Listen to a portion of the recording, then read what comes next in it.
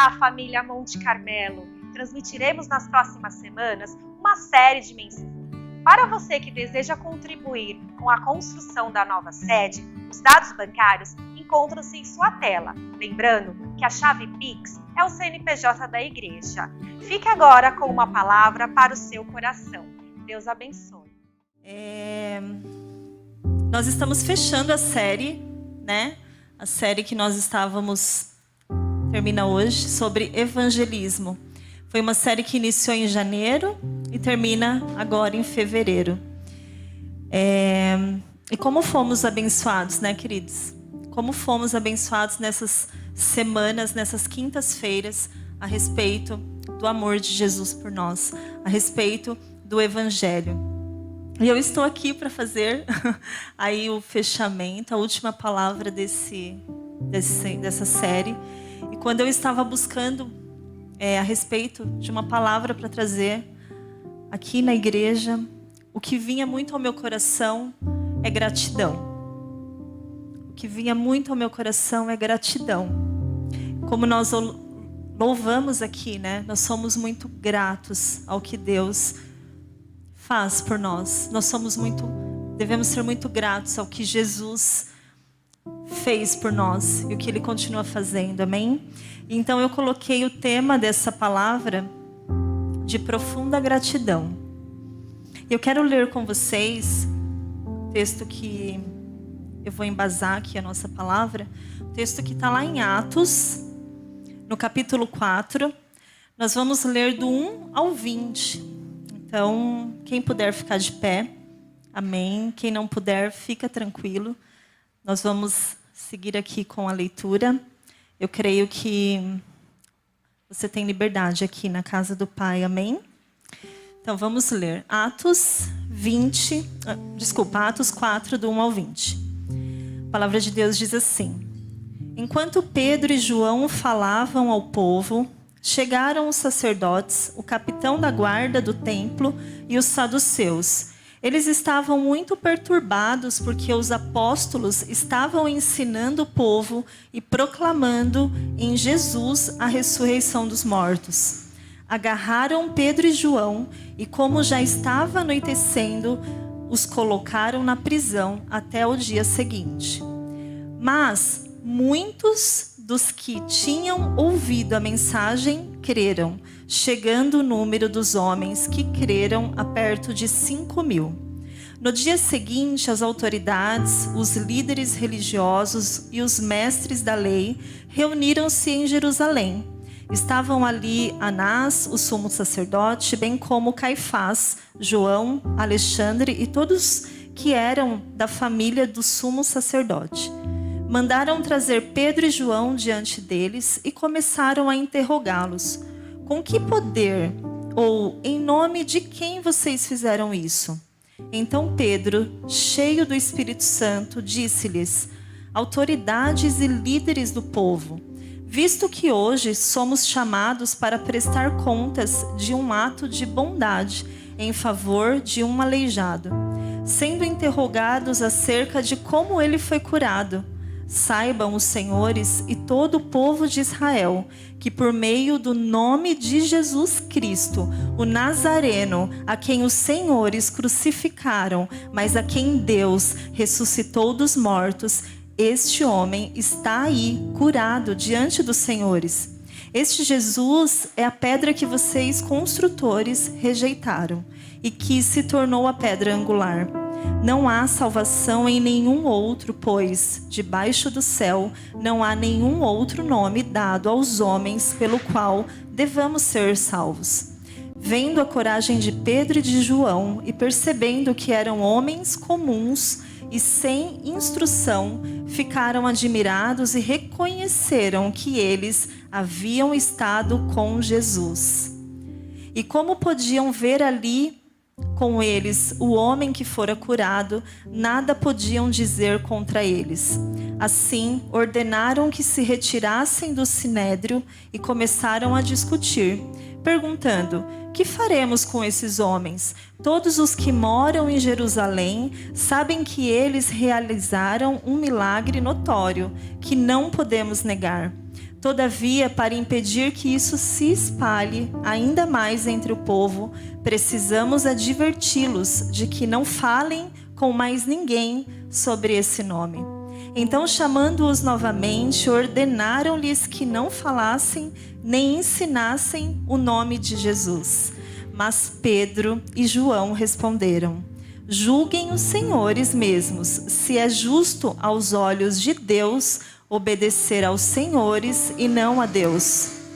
Pois não podemos deixar de falar do que vimos e ouvimos. Eu vou repetir esse versículo. Pois não podemos deixar de falar do que vimos e ouvimos. Depois de mais ameaças, eles os deixaram ir.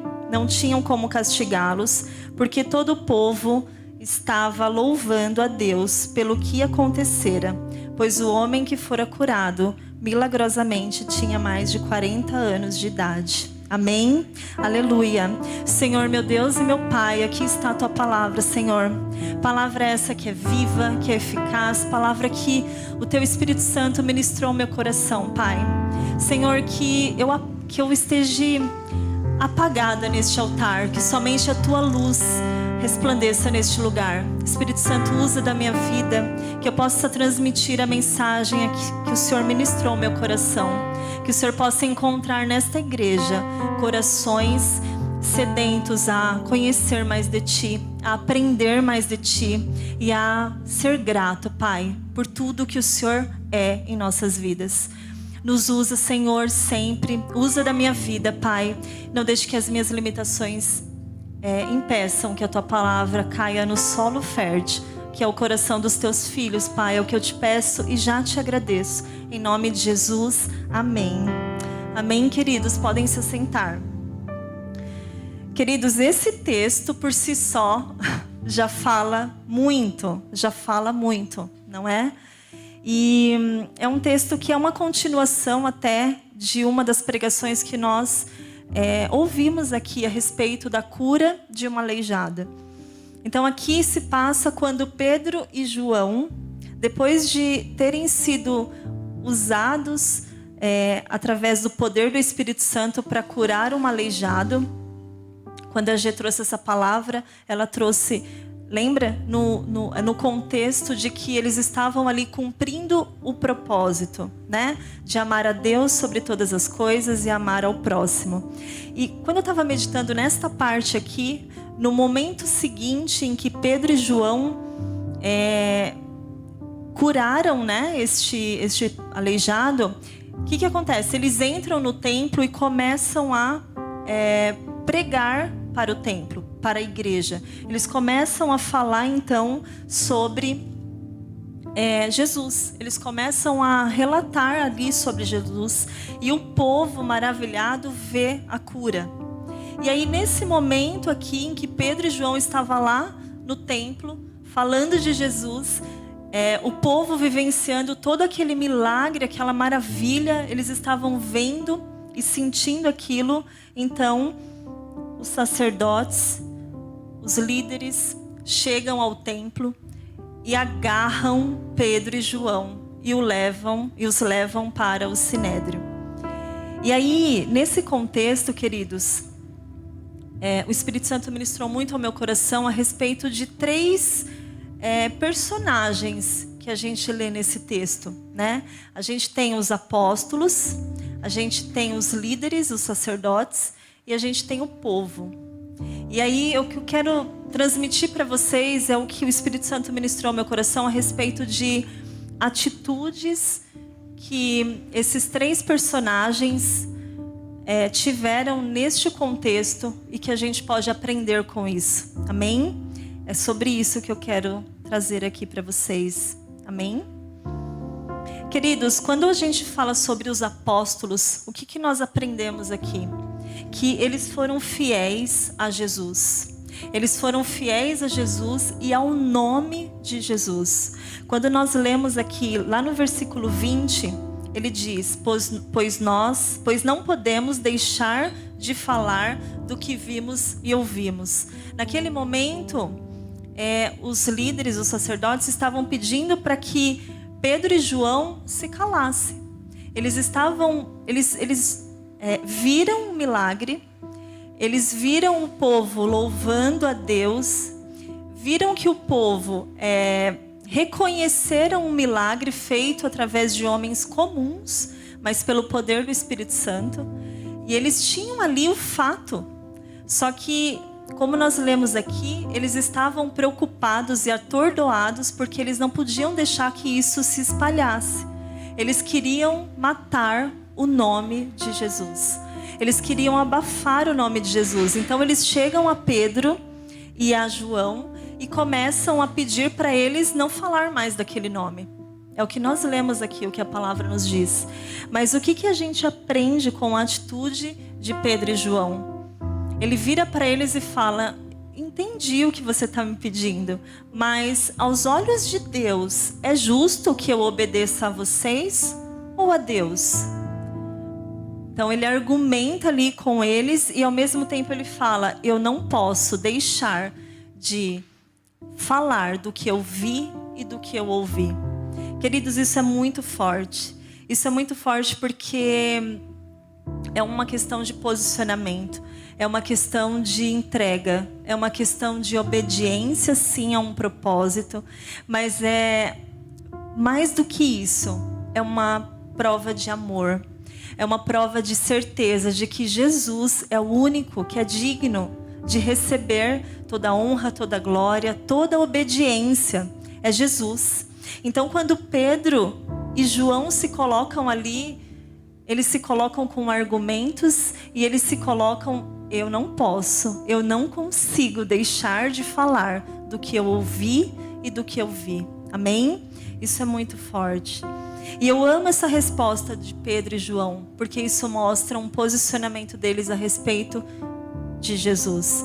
Se nós lembrarmos Pedro, né, que negou Jesus 3 vezes, que quando Jesus foi crucificado, não só Pedro, mas todos os apóstolos, naquele momento em que ele foi preso, o abandonaram. Agora a gente vê uma cena aqui em que os dois estão defendendo o nome de Jesus.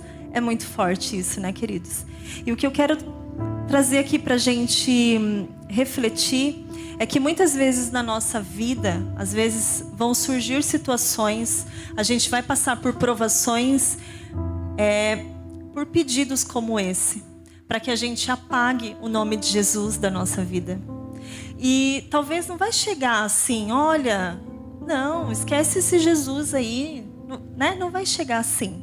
Muitas vezes vai chegar de formas que a gente nem percebe.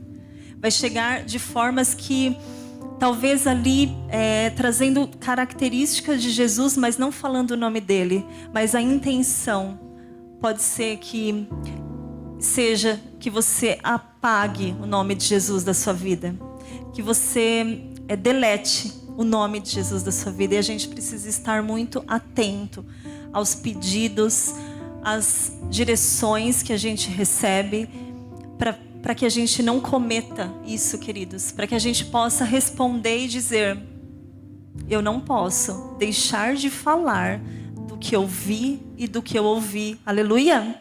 Amém? A gente não pode, a gente precisa ter isso muito forte no nosso coração.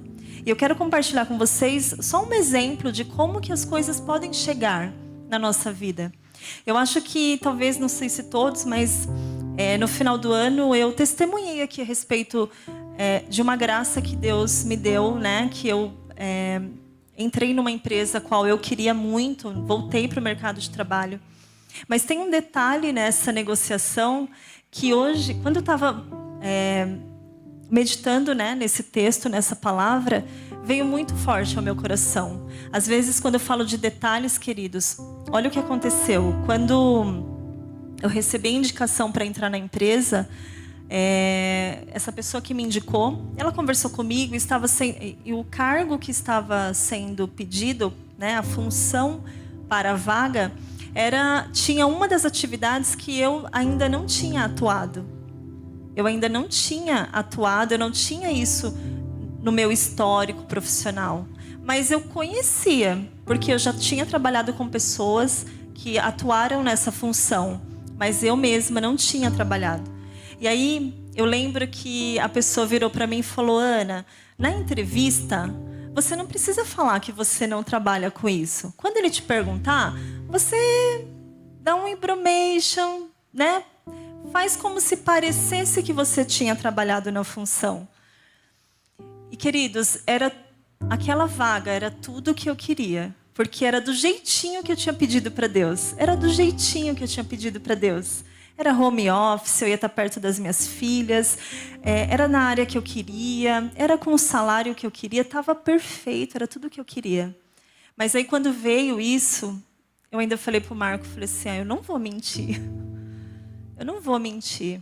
Porque se isso for de Deus, se isso for o que Deus tem para a minha vida, vai ser na verdade.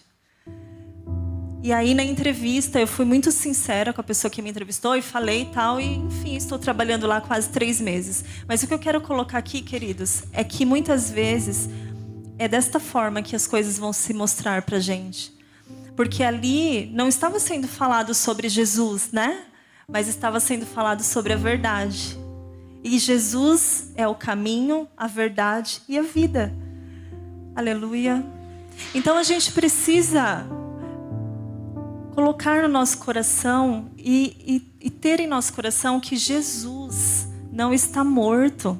O nome dele é vive. Jesus vive. Ele foi morto, crucificado e ele ressuscitou.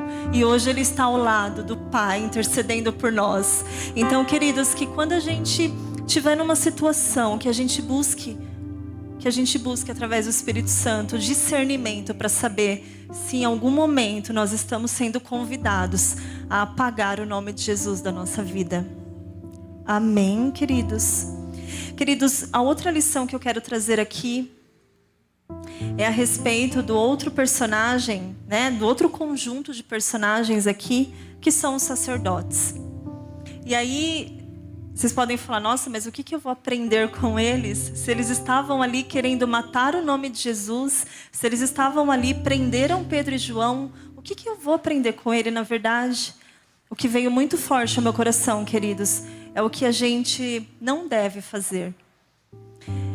Esses homens, eles insistiram no mesmo erro. Eles estavam tentando matar Jesus pela 2ª vez. Eles estavam no momento em que Jesus foi julgado, no momento em que Jesus foi crucificado, eles estavam lá. E eles estavam também no momento em que Jesus estava curando pessoas, estavam fazendo milagres, estava levando o evangelho. Eles viram Jesus de forma física. Eles viram o que Jesus estava fazendo pelo povo. Eles viram os milagres, mas eles mataram Jesus. Eles crucificaram Jesus. E aqui nesse contexto, novamente, Jesus estava sendo revelado a eles. Jesus estava sendo revelado através de uma cura feita por uma pessoa comum, como eu e você, mas que foi dirigida pelo Espírito Santo. Eles estavam ali vendo tudo o que estava acontecendo, o poder do Espírito Santo, o milagre acontecendo. Mas mais uma vez, eles insistiram no erro. Eles insistiram no mesmo comportamento. A gente precisa acabar com Jesus. A gente precisa matar Jesus. Queridos, o que veio muito forte ao meu coração é que o que a gente aprende com esse tipo de comportamento dos sacerdotes é o que a gente não deve fazer. É o que a gente tem que se observar, a gente tem que se avaliar. Será que eu estou cometendo os mesmos comportamentos? Eu estou repetindo padrões? E a pergunta que eu te faço nessa noite: o que você tem feito? Você tem repetido padrões que você já sabe que são errados? Padrões que não te levam para um caminho de paz, para um caminho de vida? Será que você tem repetido comportamentos que o final e o resultado disso é dor, é sofrimento? O que nós aprendemos com isso, queridos? Porque Jesus estava novamente sendo revelado a esses homens como mais uma oportunidade deles reconhecerem o caminho, a verdade e a vida. Mas eles estavam ali novamente, mesmo reconhecendo, porque nós lemos aqui que eles não tinham mais argumentos. Eles reconheceram que Pedro e João andavam com Jesus e que Pedro e João de fato curou aquele aleijado. Eram fatos, não tinha como refutar. Mas mesmo assim, o coração deles estava fechado. O coração deles estava fechado porque eles não aceitavam o papel de Jesus, quem Jesus era. Então que a gente possa, queridos, nessa noite refletir sobre a nossa vida. O que nós temos feito, que erros talvez nós cometemos no passado, mas que Jesus nos alcançou e hoje nós estamos aqui para honra e glória dele. Que erros que por vezes voltam a nos assombrar, comportamentos que voltam a estar na nossa vida, que a gente possa, queridos, se perguntar, se autoavaliar. Será que eu estou cometendo os mesmos erros? Será que de fato eu estou aprendendo com os meus erros e com os comportamentos que eu tenho e que não me levam a um caminho de paz? Que a gente possa refletir nisso, queridos. Amém?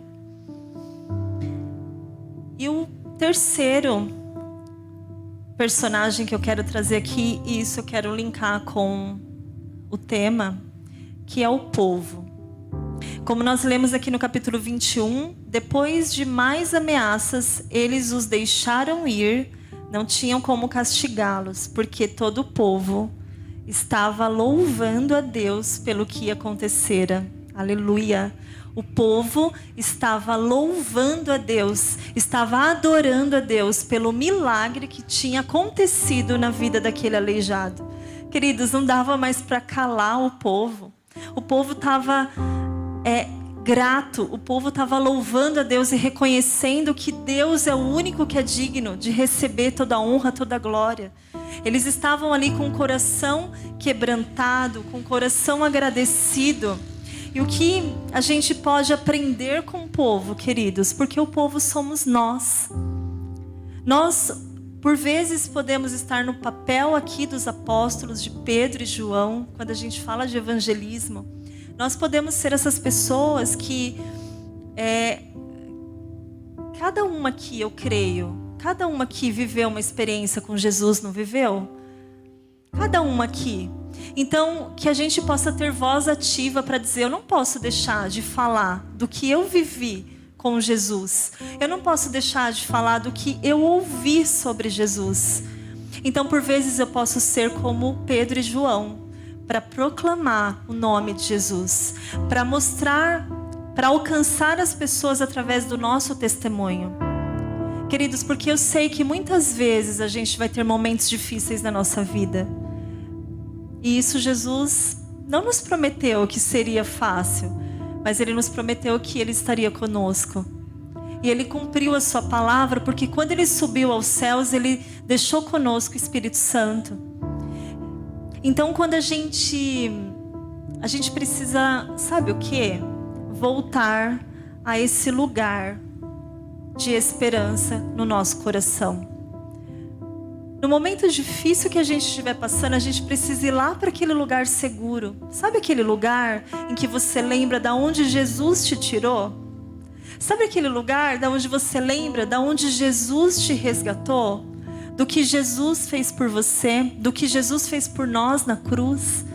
Por vezes nós precisamos voltar naquele lugar para nos encher de força, para nos encher de amor, para nos encher de posicionamento, assim como Pedro e João. Porque quando eles falaram, desculpa, eu não posso deixar de falar do que eu vi e do que eu ouvi. Queridos, a gente vai passar sim por momentos difíceis. A gente vai passar por momentos de provação. A próxima série será sobre batalha na mente. A gente passa sim diariamente por batalha na mente. E é justamente nesse momento que a gente precisa lembrar e voltar para este lugar seguro. A gente precisa voltar para lá. Peraí, só um minutinho, problema. Eu vou voltar para lá. Eu vou lembrar quem é Jesus. Eu vou lembrar de onde Ele me tirou. E eu vou lembrar que se eu errei um dia, se eu pequei um dia, hoje eu tenho uma nova vida em Cristo. Já não vivo mais eu, mas Cristo vive em mim. Então nós precisamos voltar para aquele lugar. Muitas vezes o que nós aprendemos aqui é que Pedro está nos convidando a falar: eu não posso deixar de falar do que eu vivi. Queridos, e mais do que... Muitas vezes a gente já falou aqui algumas vezes, mais do que palavras, são as nossas atitudes. É o nosso testemunho. Então, como o povo aqui, nesse contexto, ele estava cheio de gratidão pelo que Deus havia feito na vida daquele aleijado. E aí outra coisa que a gente aprende aqui, queridos, é que a gratidão, ela não é algo que a gente tem que buscar só das coisas que acontecem com a gente. Isso é muito forte. Porque muitas vezes a gente pensa que a gente tem que ser grato só pelo que aconteceu conosco, não é? Às vezes a gente pergunta para a pessoa: está tudo bem? Hoje eu não estou muito bem não, vou ser grata pelo que hoje, meu dia não está bem. Mas e as pessoas que estão do seu lado? E a sua família? E o que você tem? E as pessoas que estão felizes ao seu lado? Esse povo aqui, ele estava grato porque aquele homem de 40 anos que não andava, voltou a andar. Então nós precisamos ser gratos, querido, pelo próximo, pelo alcance do que o próximo recebe de Deus. No domingo aqui nós tivemos a peça falando sobre a morte de sonhos, o luto, que todos nós passamos por algum tipo de luto, não é? Seja de uma pessoa querida, seja de um sonho, de um propósito. Mas eu venho para te dizer nessa noite que Jesus vive, que o nome de Jesus está vivo e que a gente tem que se apegar a este nome, queridos. Muitas vezes a gente tem sonhos que a gente sonhava e ele morreu e a gente está preso lá, ainda está velando aquele sonho. E o que veio muito forte ao meu coração quando eu assisti a peça é que todo luto, ele tem um tempo, ele tem um prazo. A gente não pode ficar no luto, porque Jesus não é morte, Jesus é vida. E ele veio para nos resgatar, ele veio para nos dar uma nova vida. Que a gente possa crer, queridos, assim como todas aquelas pessoas que estavam aqui, que se entregaram para Jesus, houve ali o pedido e pessoas vieram à frente. E aquilo gerou em mim um sentimento de muita gratidão, e eu creio que na igreja também, porque a gente precisa se alegrar, queridos, com a alegria dos nossos irmãos. A gente precisa se alegrar com o sonho do nosso irmão que é alcançado. A gente precisa se alegrar com uma cura que é feita na vida de uma pessoa, mesmo que ela ainda não foi feita na nossa vida. Mas você precisa se alegrar com a cura que Jesus depositou na vida do seu irmão, com o restabelecimento do relacionamento que ele fez na vida do seu irmão. Talvez não fez ainda na sua vida, mas deixa eu te falar uma coisa. A gratidão, ela move a mão de Deus. A gratidão, assim como a oração move as mãos de Deus, a gratidão também, queridos. O nosso coração precisa estar mais grato a Deus por tudo que Ele é, em primeiro lugar. Por tudo que Ele é, por tudo que Ele representa. Pelo amor dEle derramado na cruz por nós. Porque Ele se fez homem, morreu a morte aqui, foi crucificado por amor a nós. E mais do que gratidão, queridos, nós precisamos obedecer a Deus. Acreditar que Ele é conosco, porque Ele nunca vai nos deixar só. Eu tenho certeza que quando Pedro e João aqui se posicionaram desta forma, é porque eles estavam cheios do Espírito Santo. É porque eles sabiam o que eles estavam falando. Pedro, ainda mais, queridos. Pedro havia negado Jesus e agora ele estava ali defendendo o nome de Jesus. Que a gente possa todos os dias da nossa vida defender o nome de Jesus e deixá-lo vivo em nós. Amém? Que vocês se coloquem de pé. Eu quero convidar vocês para que nessa noite a gente possa derramar aos pés de Jesus a nossa gratidão. Eu sei que muitas vezes a gente tem muitos pedidos, né, querida? A gente precisa, assim, de muitas coisas. E Deus sabe de tudo que a gente precisa.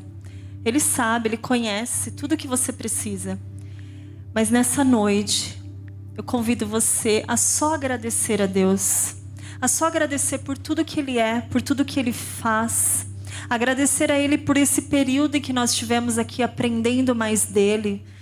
Aprendendo mais sobre o Evangelho. As vidas que foram aqui colocadas no domingo. Que a gente possa agradecer as vidas que virão. Que a gente já possa pedir a Deus vidas que sejam restauradas, que sejam alcançadas através das nossas vidas. Então, eu convido você, queridos, nesta noite, a entregar o seu coração, a agradecer a Deus, a derramar. Vamos fazer uma atmosfera nessa igreja de gratidão a Deus, porque só Ele é o único e digno de receber a nossa gratidão. Amém? Vamos orar, queridos.